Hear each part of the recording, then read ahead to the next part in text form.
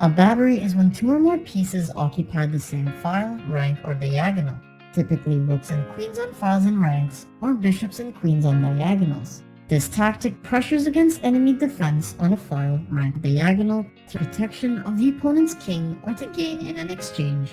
Here's an example.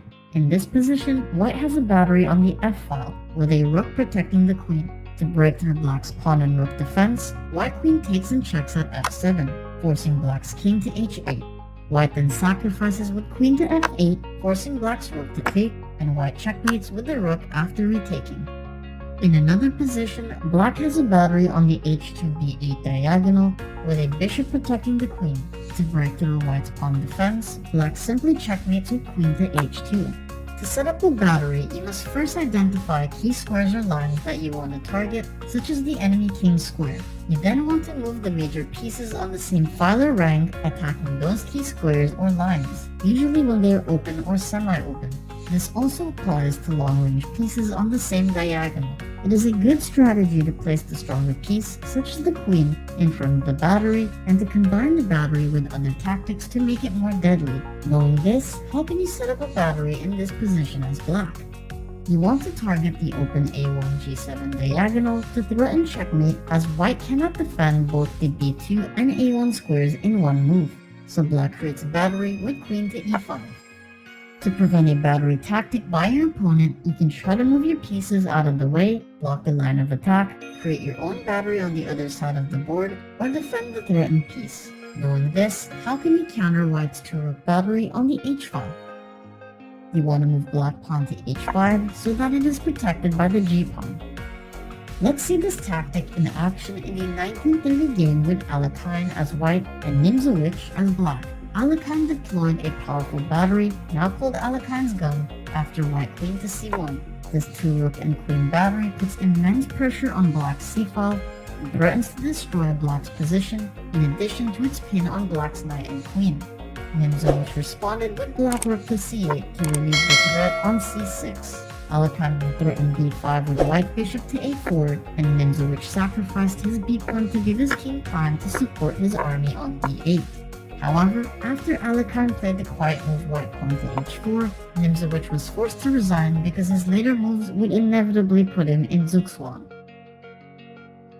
Overloading is when a piece has too many defensive responsibilities at the same time, such as defending too many pieces or key squares. If you recognize an overloaded piece, it can be an opportunity to exploit the enemy's false sense of security and deliver an attack. For example, white takes advantage of black's overloaded rook by taking with bishop to d3. After black takes with rook to d3, white gains a material advantage by taking black's now undefended bishop with rook to d7.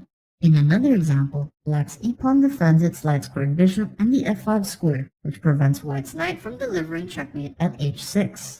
So, white's rook takes at d5, and black takes at d5 with its pawn, allowing white's knight to move into f5. Black then defends against the h6 checkmate with queen to g6. However, white pins black's queen to the king with rook to g1, and again overloads black's pieces. If black's bishop takes the rook, white's knight can deliver checkmate at e7. If black's queen takes the rook, white's knight can deliver checkmate at h6. So, after black moves rook to e8 to create an escape for its king, white's rook wins black's queen. Pieces can also be overloaded by blocking key files, ranks, and diagonals. For example, white's bishop defends its knight from black's queen, prevents black's rook from pinning its queen at f8, and blocks the c-file to prevent black's rook from checking its king at c3. Black can now exploit white's overloaded bishop with rook to f8. If white takes with bishop to f8, black can move along the c-file to check white's king at c3 and eventually win a forced mate with its queen. If white instead takes with queen to f8, black retakes with its other rook, white takes with its bishop, and black takes white's now undefended knight, gaining a basically game-winning advantage over white. Interference tactics involve placing a piece between an enemy piece or important square and its defender, which leaves the enemy piece or square undefended. They are basically blocking moves that obstruct lines of attack or defense. It is not often used because the blocking piece should be more valuable than the defended enemy piece, and the blocking move should present a threat. So why use this tactic? Because interference tactics are uncommon, you can catch opponents off guard and bait them into significant material loss and even checkmate. Here's an example. In this position, white's rook threatens black's knight, which is protected by black's rook. However, after pawn to d4, black's rook no longer defends the knight and black's king is placed into check. This interference tactic then allows white to capture black's knight. In another example, white is down on material but has a passed pawn. How can white promote this pawn without being captured by black's rook? After white pawn to g7 and black rook to g1, white blocks with bishop to g3, making it safe for the pawn to promote. To set up an interference tactic, you need to first identify a piece or square that is important to your opponent's plans. What key square could black be defending in this position?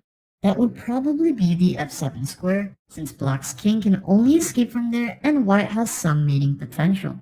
Next, look for opportunities to block your opponent's lines of attack or defense of that piece or square. When you find these opportunities, make sure that the blocking move presents a threat, such as a threat to capture a valuable piece, or a threat of a strong attack on their position, and that the blocking piece is more valuable than the defended piece. How could white interfere with black's defense of f7? After white rook blocks at e7, black queen retakes and still defends f7 but leaves d5 undefended, a diagonal towards f7 and black's king.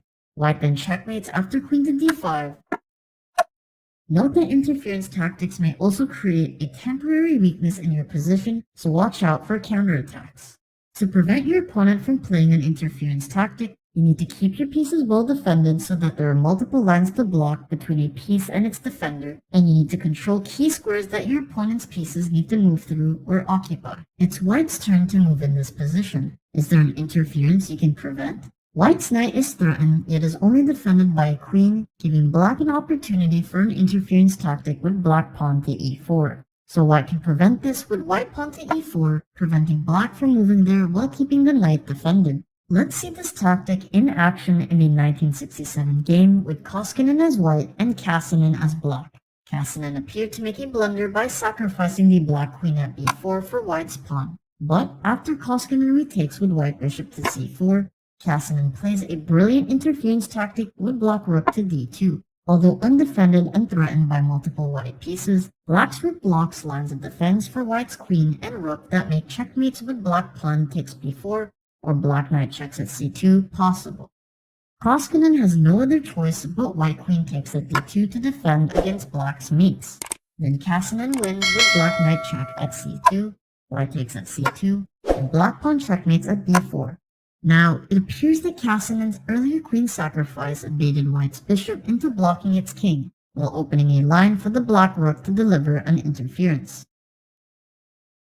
An X-ray attack is a tactic where a player threatens an enemy piece indirectly by attacking it through another piece, even if there are multiple pieces in between. It may seem like a skewer, but it differs in that two pieces are connected through an enemy piece. Here's an example. In this position, white's bishop skewers black's bishop and b-pawn, but it also works with white's knight to threaten black's b-pawn. If white's knight captures at b7 and black's bishop recaptures, then white's bishop recaptures at b7, gaining a pawn in the exchange. So white's bishop indirectly threatens black's b-pawn by using the knight to x-ray through the defense of black's bishop and attack b7.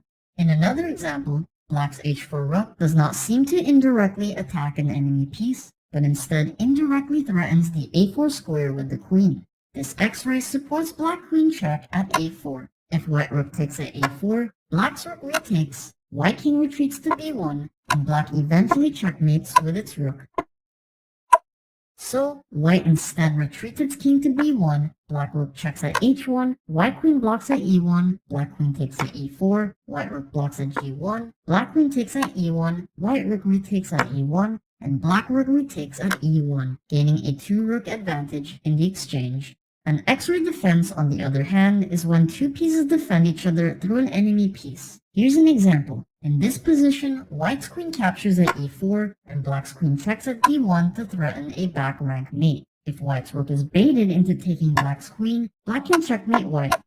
Instead, white's queen blocks at e1 and is indirectly protected by white's rook with an X-ray defense. To set up an X-ray tactic, you need to find a piece that is indirectly defended by another piece, and a piece that can attack through the defender. A common way to find an indirectly protected piece is to look for pins and skewers. With these in mind, what white piece could be indirectly defended by another and would be strategic for black to X-ray?